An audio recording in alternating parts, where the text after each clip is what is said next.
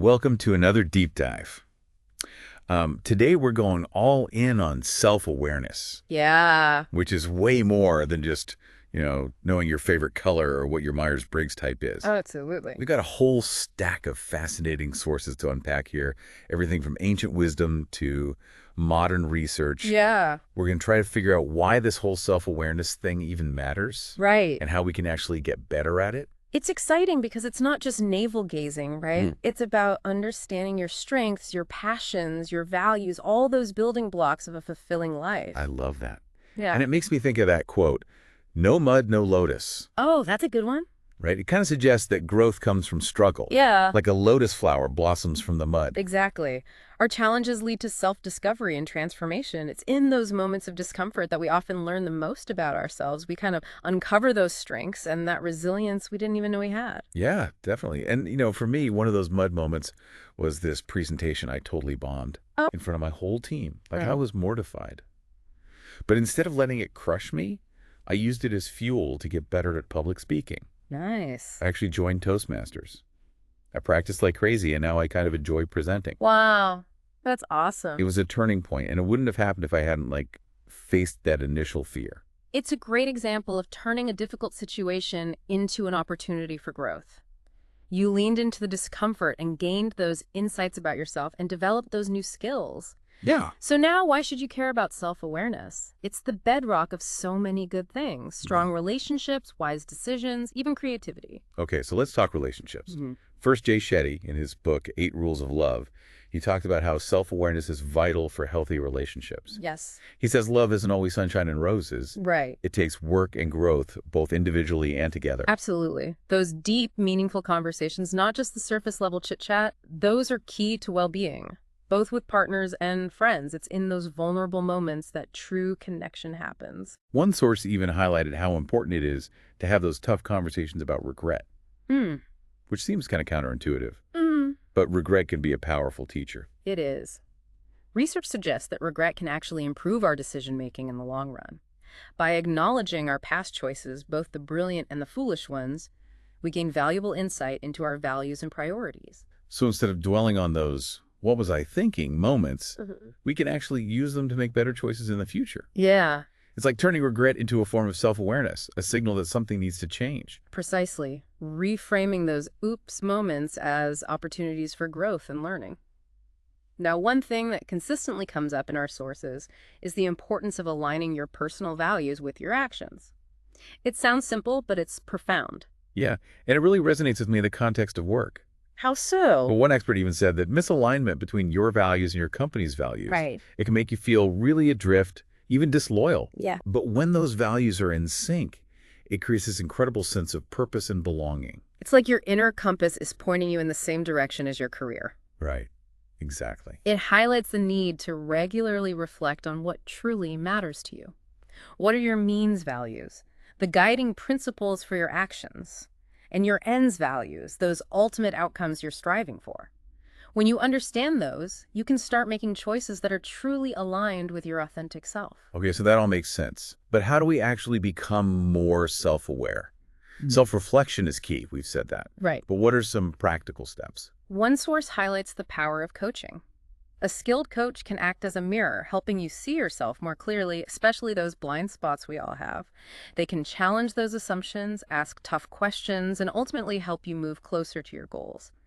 Think of it as having a personal trainer for your mind, guiding you through that process of self-discovery and helping you unlock your full potential. So it's like having a dedicated guide to help you navigate the inner landscape of your thoughts, beliefs, and values. And- It can be really tough to do that work alone, especially when we're often unaware of our own blind spots. It's about having someone who can provide an objective perspective and help you see things from a new angle. Now, while coaching can be incredibly valuable, don't underestimate the power of those everyday interactions. Right. Remember, we're social creatures by nature. Aristotle even said, man is by nature a social animal. He was definitely onto something. We need those connections to thrive. But one thing that really struck me in the research was this idea of parasocial relationships. Oh, yeah, interesting. It's this fascinating phenomenon where we feel connected to people through social media or other forms of media, but it's not a genuine two-way relationship. That's so true. It's easy to get caught up in this illusion of connection in today's hyper-connected world. But are we truly connecting on a meaningful level, or are we just settling for those superficial interactions? That's a great question for you, dear listener. Are you truly engaging with the people in your life, or are you hiding behind a screen? One source even suggests trying to humanize even those brief encounters with strangers. A smile, a kind word, even just making eye contact. It might sound small, but those little acts of connection can have a ripple effect on your overall well-being. It's a reminder that real connection happens in those face-to-face moments where we can truly see and be seen by others. So it's about breaking down those barriers we often put up between ourselves and others and embracing that shared humanity that connects us all. And speaking of embracing, there's a delicate balance to be struck between healthy self-awareness and getting lost in a me, me, me mentality. Oh, absolutely. There's a fine line between self-reflection and self-absorption. One source called it the self-esteem trap. This idea that constantly chasing external validation can lead to anxiety and unhappiness. Right. It's like you're always trying to prove your worth to the world, but never feeling truly satisfied. It's an endless cycle of seeking approval from others rather than cultivating self-acceptance from within. So it's a powerful reminder that true self-worth comes from within, not from external achievements or the approval of others. Exactly. Instead of chasing external validation, this source suggests focusing on building enduring character strengths. Not just those performance strengths, like ambition or efficiency, but also those moral strengths, like integrity, compassion, fairness, those qualities that form the bedrock of a strong character. So it's about cultivating those inner qualities that make you a good person rather than just chasing external markers of success. Exactly. It's about recognizing that true strength comes from within, not from the fleeting approval of others. Now let's shift gears a bit and talk about time management. It might seem like a strange topic to bring up in a conversation about self-awareness, but they're actually deeply intertwined. You're right. How we manage our time is a reflection of our values and priorities. And when we become more aware of those values, we can start making more conscious choices about how we spend our precious time. One book that really brought this home for me is 4,000 Weeks, Time Management for Mortals. Oh yeah, that's a good one. It points out the startling fact. The average lifespan is only 4,000 weeks. That's it. It's a powerful reminder of the finite nature of time and how important it is to make the most of every single week. That number really puts things into perspective. It challenges us to rethink our priorities and focus on what truly matters. The author even suggests we should stop trying to do it all, which is a tough one to swallow in today's hustle culture where we're constantly bombarded with messages about productivity and achievement. I know it's hard. But the idea is that by consciously choosing what to say no to, you create space for the things that are truly aligned with your values and goals. So it's about moving away from that feeling of being constantly overwhelmed and instead cultivating a sense of agency over how we spend our time. Exactly. Recognizing that our time is our most valuable resource and using it wisely. And one of the biggest things we might need to say no to is our own busyness. Ah, yes, the tyranny of the to-do list. We live in a culture that glorifies busyness, but often at the expense of our well-being and our relationships. This source really challenged me to rethink my priorities. Like, am I really too busy to spend quality time with my loved ones? Or am I just making excuses? It's a powerful question to ask ourselves, isn't it? Are we truly living in alignment with our values, or are we letting our busyness dictate our lives? One of the things this source suggests is focusing on those boldness regrets. The idea is that we're more likely to regret the chances we didn't take than the ones we did, even if those risks didn't pan out the way we hoped. It's like that saying, you miss 100% of the shots you don't take. Boldness regrets often stem from a fear of failure, a desire to play it safe and avoid discomfort. But the truth is, those are often the very experiences that lead to the most growth and learning. So it's about embracing a little bit of risk, stepping outside of your comfort zone, and pursuing those opportunities that truly excite you, even if they come with a bit of uncertainty. And while boldness regrets are common, another source highlights the importance of avoiding those moral regrets. Oh, yeah. These are the ones that stem from actions that violate our own sense of right and wrong. Deceit, betrayal, those choices that leave us feeling ashamed or guilty. These regrets can be especially painful and long-lasting, often because they involve harming others or compromising our own integrity. This source talks about the 5 regretted sins: deceit, infidelity, theft, betrayal, and sacrilege. Wow, heavy stuff. Heavy stuff. It highlights the importance of aligning our actions with our moral compass.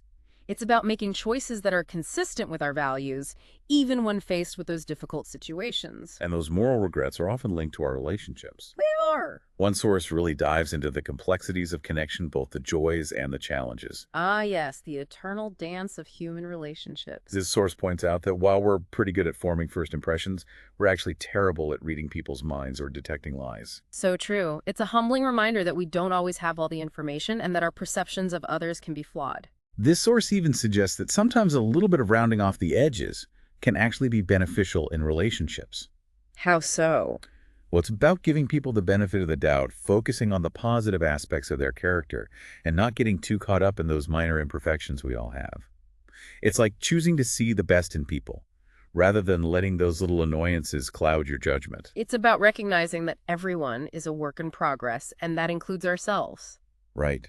And speaking of work in progress, this source reminds us that even the best relationships require work and attention. They do. Yeah, it's not all sunshine and roses, is it? No, even the most compatible couples will face challenges and disagreements. The key is how you navigate those rough patches. And this source emphasizes the importance of communication, especially when it comes to conflict. Absolutely. What's fascinating is that it's not just about what you say, but how you say it. Yeah, one expert identified these 4 communication patterns that are incredibly destructive in relationships. They call them the 4 horsemen of the apocalypse. Oh, wow. Pretty dramatic, right? Yeah, what are they?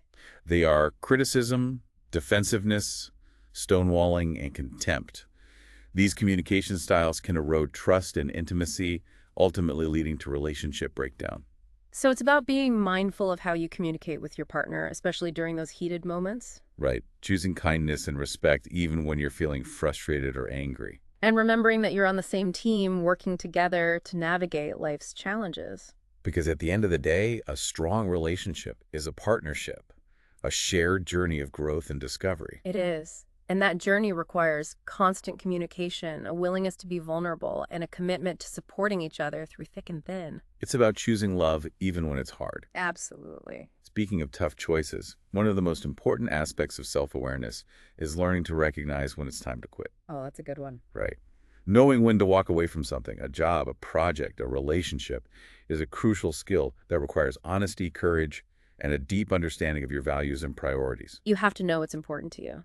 It's about recognizing when something is no longer serving you and having the courage to let it go, even if it's painful.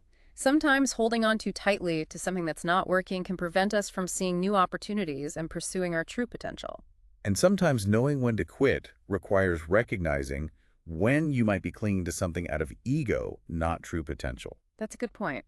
This brings us to the whole me generation dilemma. One source warned about the dangers of excessive self-absorption, suggesting that focusing too much on self-esteem can actually backfire. It's a fascinating contradiction, isn't it? The pursuit of self-esteem, when taken to an extreme, can actually undermine our well-being. It becomes this endless cycle of chasing external validation, never feeling truly satisfied. This source argues that true self-esteem comes from cultivating enduring character strengths, not just those performance strengths like ambition or efficiency, Right. but also those moral strengths like integrity, compassion, fairness, the qualities that form the bedrock of a strong character. It's about recognizing that true self-worth comes from within, not from external achievements or the approval of others. And that shift in focus from external to internal can make a world of difference in how you approach life's challenges. Absolutely. It's about cultivating that inner strength and resilience that allows you to navigate the ups and downs of life with grace and purpose. Okay, so we've talked about the perils of self-absorption. But what about the flip side? Is there a danger in not being self-aware enough? That's an important question. Lack of self-awareness can lead to a host of problems, from poor decision-making to strained relationships. One source highlights the importance of understanding how our attention works, especially in the digital age. There's this idea of attentional capacity, which is basically our ability to focus on a specific task or thought. And in today's world, where we're bombarded with constant distractions, our attentional resources are under constant strain. It's like our brains are being pulled in a million different directions at once, making it harder to focus on what truly matters. And to make things even more complex, research shows that we're not always aware of where our attention is going. We can spend hours scrolling through social media or binge-watching TV without even realizing it. That's right. This unconscious drifting of our attention can have a significant impact on our productivity, our relationships, and even our overall sense of well-being. So what can we do about it? Are we just doomed to be slaves to our devices? Not necessarily. This source highlights the importance of executive function, which is basically our ability to control and direct our attention. It involves things like prioritizing tasks, making decisions, and resisting distractions. So it's like having a mental control panel that allows us to consciously choose where we focus our attention. Exactly. And the good news is we can strengthen our executive function through practices like mindfulness meditation and setting clear intentions for how we want to spend our time. So it's about taking back control of our attention and using it as a tool to achieve our goals and live a more fulfilling life. Which brings us back to this idea of time management. Knowing you only have 4,000 weeks, how do you make the most of them? That's where the rubber really meets the road, isn't it? One source we have emphasizes the need to be ruthlessly selective about how we spend our time. Right. It's not about trying to cram more and more into each day, but about choosing what not to do. Precisely. Making conscious choices about where you invest your precious time and energy. And that can mean saying no to things that seem important, but ultimately don't align with your values or your long-term goals. It can be uncomfortable at first, but the rewards of living a more intentional life far outweigh the temporary discomfort of saying no. And one of the biggest things we might need to say no to is our own busyness. Ah, yes, the tyranny of the to-do list. Yeah. We live in a culture that glorifies busyness, but often at the expense of our well-being and our relationships. This source really challenged me to rethink my priorities. Like, am I really too busy to spend quality time with my loved ones? Or am I just making excuses? It's a powerful question to ask ourselves, isn't it? Are we truly living in alignment with our values, or are we letting our busyness dictate our lives? One thing this source suggests is focusing on those boldness regrets. It's the idea that we're more likely to regret the chances we didn't take than the ones we did, even if those risks didn't pan out the way we hoped. Right. It's like that saying, you miss 100% of the shots you don't take. Boldness regrets often stem from a fear of failure, a desire to play it safe and avoid discomfort. But the truth is, those are often the very experiences that lead to the most growth and learning. So it's about embracing a little bit of risk, stepping outside of your comfort zone, and pursuing those opportunities that truly excite you, even if they come with a bit of uncertainty. And while boldness regrets are common, another source highlights the importance of avoiding those moral regrets. These are the ones that stem from actions that violate our own sense of right and wrong. Deceit, betrayal, those choices that leave us feeling ashamed or guilty.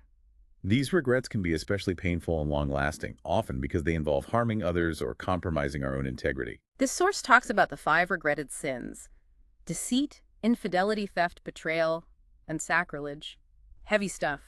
It highlights the importance of aligning our actions with our moral compass. It's about making choices that are consistent with our values, even when faced with those difficult situations. And those moral regrets are often linked to our relationships. One source really dives into the complexities of connection, both the joys and the challenges. Ah, yes, the eternal dance of human relationships. This source points out that while we're pretty good at forming first impressions, we're actually terrible at reading people's minds or detecting lies. It's humbling to realize that we don't always have all the information and that our perceptions can be flawed. So true. This source even suggests that sometimes a little bit of rounding off the edges can actually be beneficial in relationships. Interesting. How so? It's about giving people the benefit of the doubt, focusing on the positive aspects of their character, and not getting too caught up in those minor imperfections we all have. It's like choosing to see the best in people, rather than letting those little annoyances cloud your judgment. It's recognizing that everyone is a work in progress, including ourselves. Right. And speaking of work in progress, this source reminds us that even the best relationships require work and attention. Yeah, it's not all sunshine and roses. Even the most compatible couples will face challenges and disagreements. The key is how you navigate those rough patches. And this source emphasizes the importance of communication, especially when it comes to conflict. Absolutely. What's fascinating here is that it's not just about what you say, but how you say it. Right. One expert identified these 4 communication patterns that are incredibly destructive in relationships. They call them the 4 horsemen of the apocalypse. Oh, wow. That's a bit dramatic. I know. Right. So what are they? They are criticism, defensiveness, stonewalling, and contempt. These communication styles can erode trust and intimacy, ultimately leading to relationship breakdown. So it's about being mindful of how we communicate with our partners, especially during those heated moments. Choosing kindness and respect even when you're feeling frustrated or angry. And remembering that you're on the same team working together to navigate life's challenges. Because at the end of the day, a strong relationship is a partnership, a shared journey of growth and discovery. It's about choosing love even when it's hard. This brings us to a really important point. We've been discussing all these external factors that influence our self-awareness, Yeah. but ultimately it's an internal journey, one that requires us to turn inward and confront some potentially uncomfortable truths about ourselves. Absolutely. Self-awareness is about acknowledging our strengths and weaknesses, our values and beliefs, and how those shape our choices and actions. It's about taking ownership of our thoughts, feelings, and behaviors and understanding how they impact ourselves and others. It's about taking a deep, honest look at ourselves in the mirror and being willing to see both the light and the shadow. One source even uses the metaphor of an onion, suggesting that self-awareness is like peeling away layers to reveal our true essence. Oh, I love that. It highlights the idea that self-awareness is a process, not a destination. It's about continuously peeling away those layers of conditioning beliefs and assumptions to get closer and closer to our authentic selves. And as we peel away those layers, we might uncover some uncomfortable truths about ourselves. We might realize that some of our beliefs are outdated or that some of our habits are holding us back. But that's okay. It's all part of the process. It's about embracing the messiness of being human and recognizing that we're all works in progress. Exactly. And the more we understand ourselves, the better equipped we are to navigate life's challenges and create a life that's truly aligned with our values and aspirations. But here's the catch. Self-awareness isn't something we achieve overnight. It's a lifelong journey that requires ongoing effort and attention. One source even compares self-awareness to a muscle that needs to be exercised regularly. It's a great analogy. Just like any muscle, the more we use it, the stronger it becomes. Yeah. And the stronger our self-awareness muscle is, the more easily we can navigate life's ups and downs. So how do we actually exercise that self-awareness muscle? What are some practical things we can do to cultivate greater self-understanding? One of the most powerful tools for developing self-awareness is reflection. It's about taking the time to step back from the busyness of life and simply observe our thoughts, feelings, and behaviors. Right. We can do this through journaling meditation or simply taking a few moments each day to sit quietly and reflect on our experiences. The key is to approach reflection with a spirit of curiosity and non-judgment.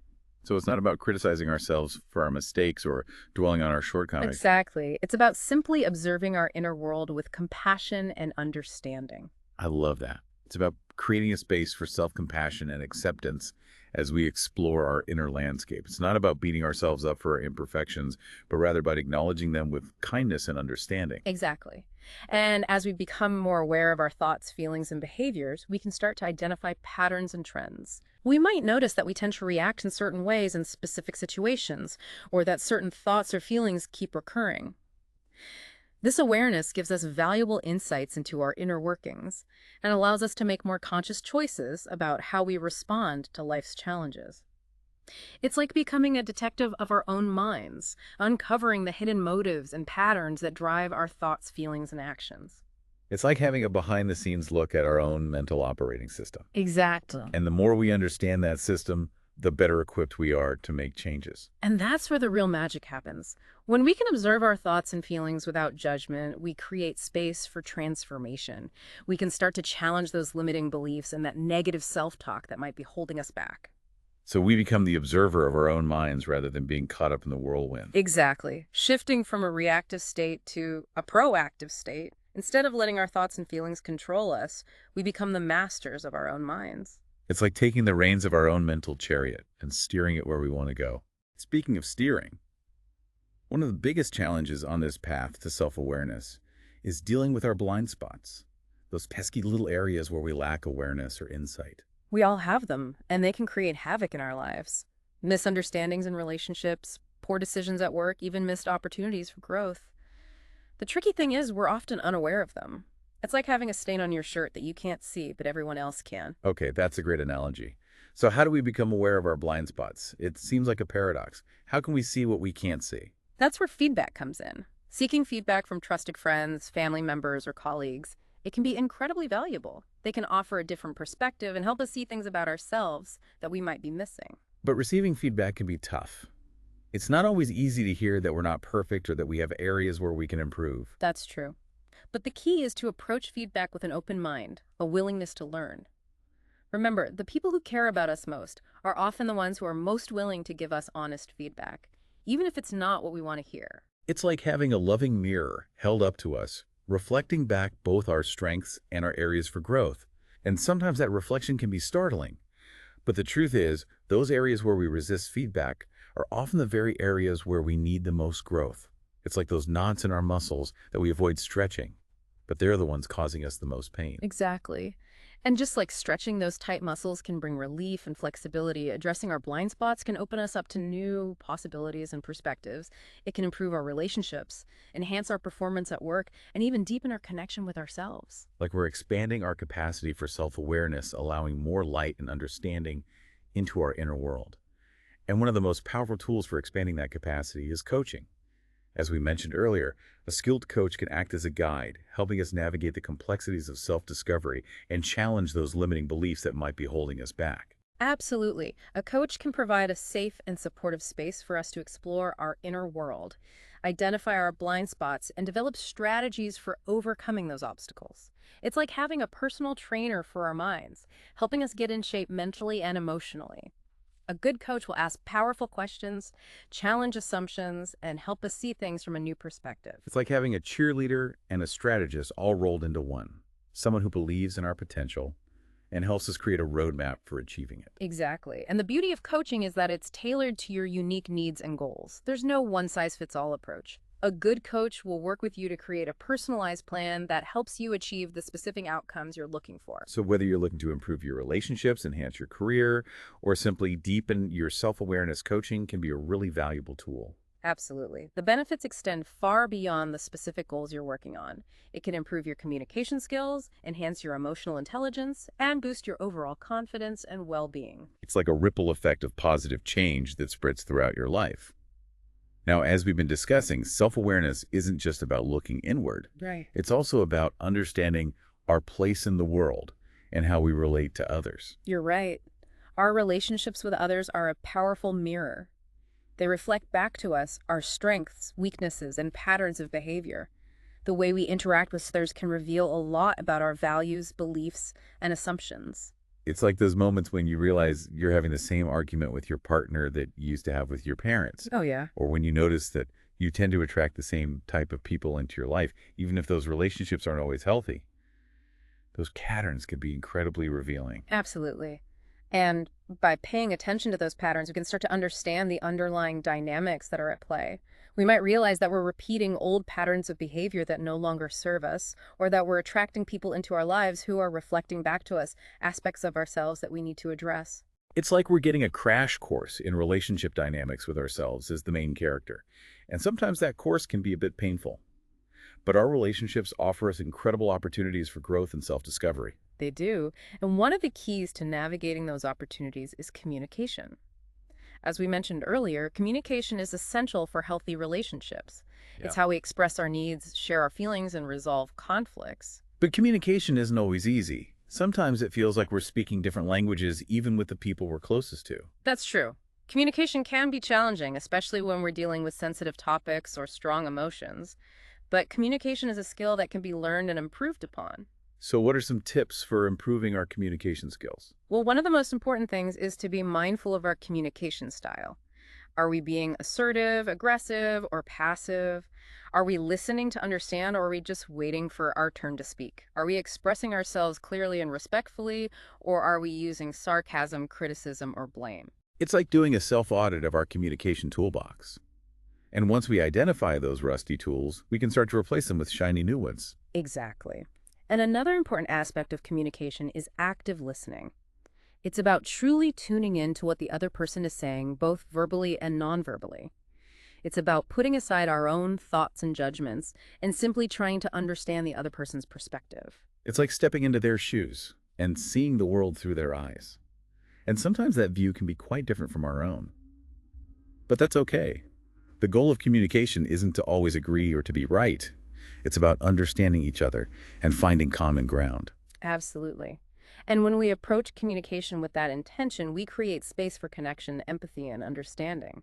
Even when there are disagreements or conflicts, we can still maintain respect and compassion for each other. It's like we're building a bridge of understanding even when the terrain is rocky. And that bridge can make all the difference in our relationships. You're right.